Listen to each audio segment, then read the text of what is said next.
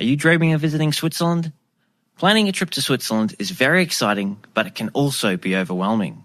How do you choose which of the many scenic cities, towns and villages to visit?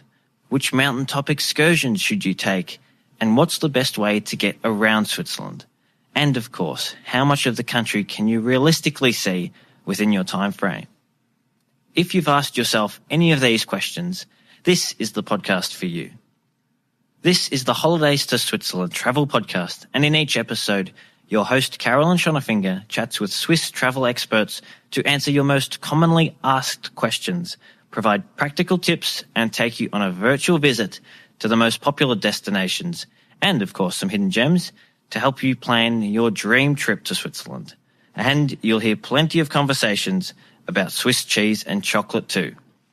Are you ready to plan your trip to Switzerland? Well, let's get started. Grüezi, and welcome to another episode of the Holidays to Switzerland travel podcast. Are you ready to start making your Swiss travel dreams come true by booking the trip of a lifetime? I hope so. This breathtakingly beautiful country has to be seen to be believed, and it truly does offer something for everyone. But a word of advice, one visit is never enough. With so many beautiful cities, stunning mountain resorts, and charming villages in Switzerland, it can be difficult to decide which places to include in your itinerary. In this episode, I thought I'd share with you my tips for planning your Switzerland trip itinerary.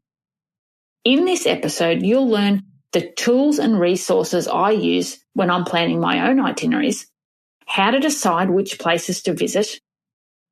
I'll share a couple of classic itineraries for first-time visitors to Switzerland, and I'll discuss the three main ways that you can go about booking your trip once you've finalised your itinerary. Plus, there are some exclusive bonus offers for the Holidays to Switzerland audience. That's you. Before we get started, I'd like to say thank you to the team from Switzerland Tourism for sponsoring the podcast. Whether you plan to explore Switzerland by bus, car or train, you'll find lots of helpful info on their website, myswitzerland.com. So do go and take a look. But remember, if you need the train ride of a lifetime, you need Switzerland. Okay, so you've decided that Switzerland is the destination of choice for your next trip, and it's a great choice, I have to say. But how do you decide where to go?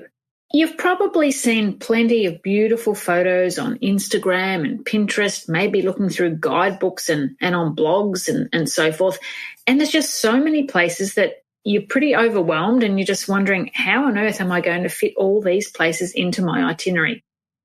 Well, chances are you probably won't be able to fit them all in, or else you're just going to be rushing around and you won't remember anything at all that you've seen. So you need to make a bit of a plan and make it, doable, not too rushed, but just the right amount of time so that you can see what you want to see, find the most important things and the things that interest you and make your itinerary from there.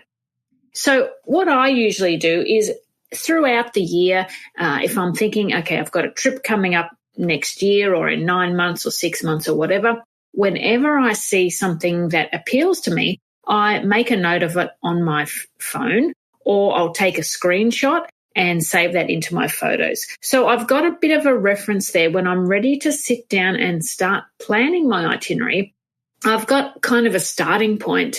Now, I might have, 50 different places that have attracted my attention, and I think, yeah, I definitely want to visit those.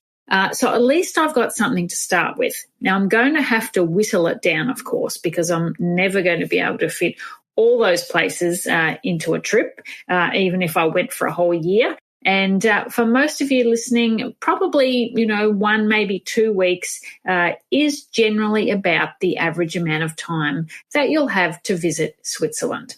So I've got this list of all these places that I'm interested in visiting. Then I'm going to do, what I'm going to do next is to write them down into a couple of lists. In one list, I'm going to have all the things that I really must see, my highest priority. And then in another list, I'm going to have some of the places that are just nice to see, if they fit in, if I've got time, if they're in the right location where I'm going to be, yep, I would love to include those as well.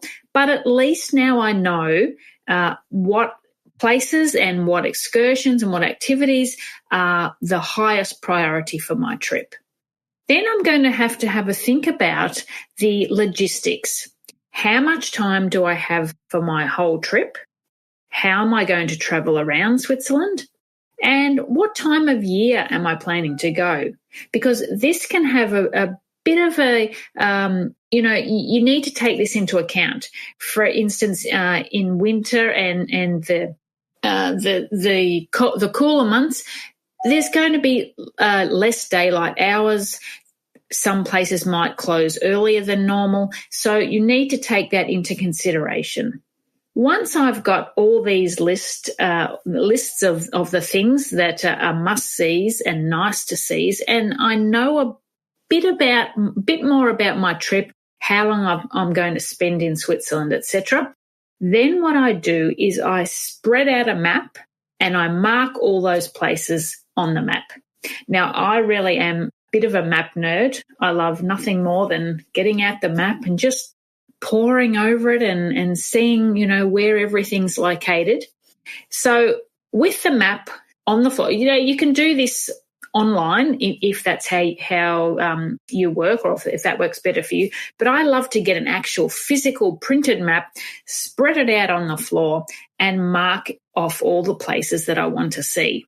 So I might use sticky notes or pins, and I will put them all into different categories. So I might, for instance, use blue sticky notes for all the places that are the highest priority, and then I might use red sticky notes for the places that are, would be nice to see if I've got time. This way I can get a bit of an indication of the location of all the places. It might so happen that all the places in my must-see list are in the same region or are just across central Switzerland. And there might be a couple of places that would be nice to see, but they're either in the south or they're right over in the west of Switzerland. Now, Switzerland isn't a huge country, and the transport times, they're generally not too great. But at least if if things are grouped together, they're going to be much more, it's going to be much easier to visit those in a shorter space of time. If you find that the places you want to visit are spread right around the country, you're either going to have to shorten the number or the length of time that you stay in each place, or you're going to have to extend your trip a little bit. So that's something to keep in mind. And I think one of the most important things to consider when planning which cities and towns you're going to include in your itinerary is to ensure that you actually get to see what you want to see in each place. So, for instance, if you really want to visit the Lindt Home of Chocolate in Zurich, but you've only factored in, okay, we're going to get back to Zurich on day 9 at 4 o'clock, and then we're flying out first thing the next morning. Well, by the time you get to the museum, it might actually be closed, or it might be closing in half an hour. So it's really pointless to even go there. So keep that in mind. If you particularly want to see a place, make sure that you're going to have the time to see it when you get to that town that it's located in.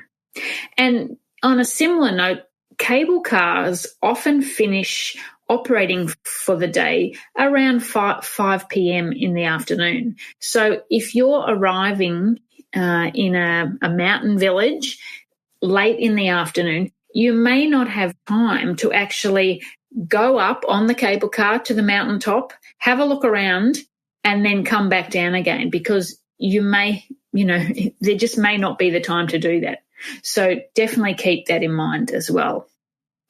I think one of the biggest, not really an error, but one of the biggest things that people get caught up in when planning their Switzerland trip is that it can be so tempting to try and fit so much into their trip that they then risk overdoing it and being too rushed. So you may need to eliminate some places if they're too far from other destinations or they take too long to get to. Now, to find the travel times and the distances between places, some great tools to use are the Swiss Federal Railway's website, which is sbb.ch, and there's also an app, SBB Mobile, and they show the timetables for all the public transport network in Switzerland, so you can see how often the services operate and how long the journey times are. So that's a fantastic resource. That's includes most cable cars and boats and trams and buses as well. So it's really an app or a website that anyone going to Switzerland can make use of. Another one is Rome to Rio, which covers, as well as train timetables, it also has information about driving distances. So if you are planning on driving around Switzerland, you can check on there how long it will take you to get from A to B. And similarly, Google Maps does the same.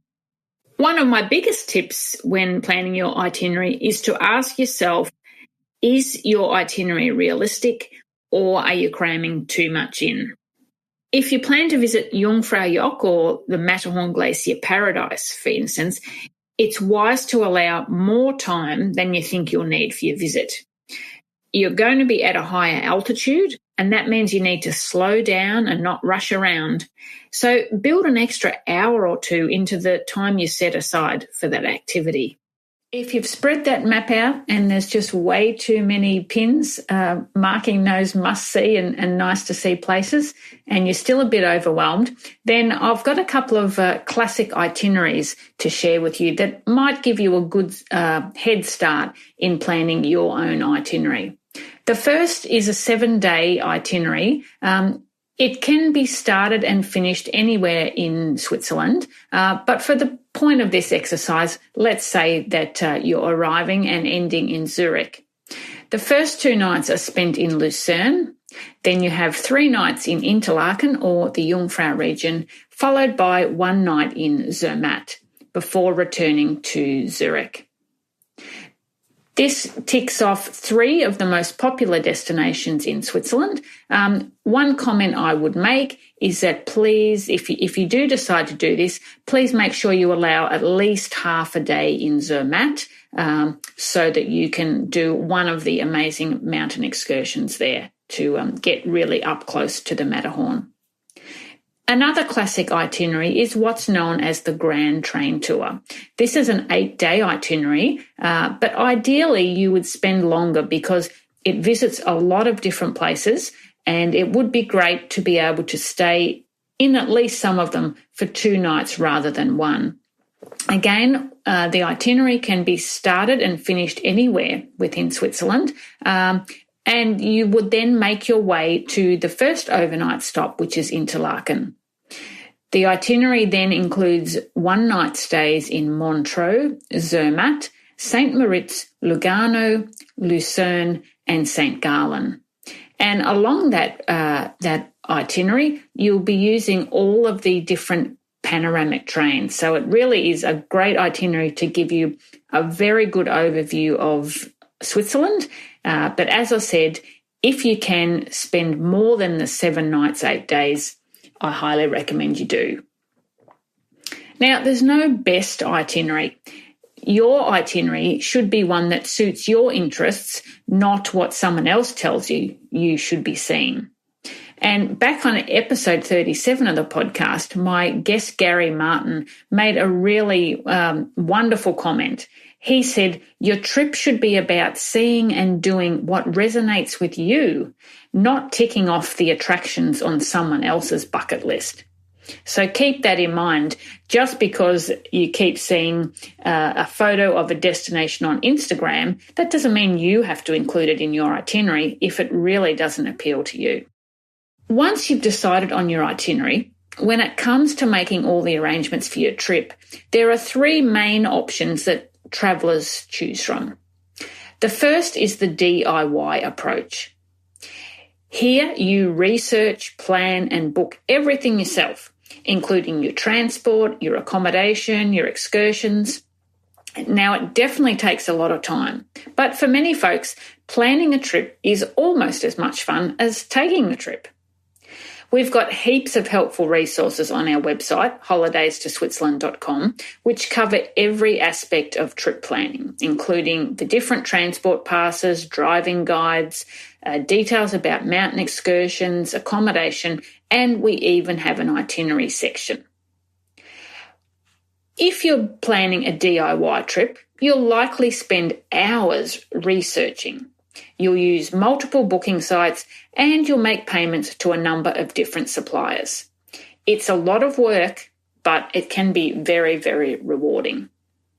Now, if that all sounds like a bit too much for you, you might prefer to go with another approach, which I'm calling the travel assistant approach. This is when bookings are made for you, but you travel independently. So you have that initial assistance that someone goes ahead and makes the accommodation arrangements and buys all your train tickets or passes for you, but you still get to travel independently. Now, this is great if you don't have the time or the inclination to do all the research required, to map out your own itinerary, and then to go and book every element of your trip. But you still want to travel independently when you get to Switzerland. So this is where booking a package holiday can be a great option. Packages generally include your transport, so either car rental or rail tickets, as well as hotel accommodation, some meals, sightseeing, and in some instances of rail packages, they can even include luggage transfer. A great example are the rail packages offered by Switzerland Travel Centre. They have a wide range of itineraries, and all of them can be amended to suit your requirements. So you could add an extra day, as I mentioned in that grand train tour itinerary. You could add additional days. You can upgrade or downgrade accommodation, choose the mountain excursions that you'd like included, and there are heaps of other options. The packages give you the freedom to choose your own itinerary, but you get the convenience of having a specialist travel company book everything for you via their easy-to-use online booking tool. Now, the third approach is what I'm calling the travel guide approach. This is where everything is done for you. So if you'd rather hand every aspect of your vacation planning to an expert and just sit back and enjoy the scenery, then a guided tour is a great choice. Whilst there are a large number of different travel companies that offer tours in big coaches, thinking 40 to 50 passengers, they can be a bit impersonal. So that's why small group tours are so good. Small group tours usually feature a pre-designed set itinerary. You travel in a small luxury coach with a tour guide and up to a dozen or so passengers. They include accommodation, some meals and sightseeing, and of course your luggage transportation is taken care of too. Now, understanding that some travellers like the security of travelling in a group and that they like to have the knowledge and expertise of a local tour guide at hand, Switzerland Travel Centre have come up with a great small group tour. It's called the Grand Tour of Switzerland Explorer Tour, and it's an 8-night small group tour that visits the country's most popular destinations. And you travel in a small luxury coach, you've got the experienced driver guide with you have rides on some of Switzerland's most famous panoramic trains, and it's all there done for you. So it's a great option. You really get the best of both worlds on that tour. But if you'd like to go even one step further and have the services of a private driver guide just for you and your travelling party, then a private tour is ideal. A huge advantage of a private tour is the ability to have the tour designed exactly to your requirements. So each day of your tour can be tailored to suit your interests, so you just have to sit back and relax whilst your private driver guide takes you wherever you'd like to go. Sounds ideal, doesn't it? Private tours can include accommodation, meals, admission fees, and even train rides. So it's totally up to you what you would like included in your private tour. So whether you're a DIY fan and you want to do the whole trip arranging and booking yourself, whether you want a little bit of assistance but you still want to travel independently, or you'd like everything done for you and to have a guide with you as you travel around Switzerland, there's a travel style just perfect for you. Now, I'm thrilled to share some exclusive bonus offers for our Holidays to Switzerland audience. We've collaborated with two extremely reputable Swiss companies to offer you some fantastic discounts simply by quoting our special code HTSWISS. That's HT Swiss. If you're interested in the rail packages and the small group tour that I mentioned, our friends at Switzerland Travel Centre are offering a 5% discount off the total package price for our audience. You just have to enter the code HTSwiss in the promo code box when booking your trip on their website. For those of you who like the idea of a private tour, you could benefit from 1 free night's accommodation when you book with Swiss Epic Tours. Again, you'll need to quote our promo code HTSwiss in your first point of contact with them to receive the discount. You'll find full details about accessing these great savings in the show notes, as well as links to other helpful Switzerland trip planning guides and our range of itineraries that you'll find on the website. The show notes can be found at holidaystoswitzerland.com/episode 81. Thanks for joining me today. I hope you're now ready to get stuck into mapping out your Switzerland itinerary and booking the Swiss trip of your dreams. Until next time, tschüss! If you'd like more great resources to help you plan your dream trip to Switzerland, there are lots of ways to connect with us. Visit our website holidaystoswitzerland.com, sign up for our monthly newsletter, or join our friendly, helpful community of past and future travellers in our Switzerland travel planning group. You'll also find the links to connect with us in the show notes for this episode. Show notes and a list of all previous episodes are available at holidaystoswitzerland.com/podcast. Don't miss out on your fortnightly dose of Swiss travel inspo. Hit the subscribe button on your favourite podcast app so you never miss an episode. And if you enjoyed the show, please leave a rating. That's all for this edition of the Holidays to Switzerland Travel Podcast. Thanks for joining us and happy travel planning.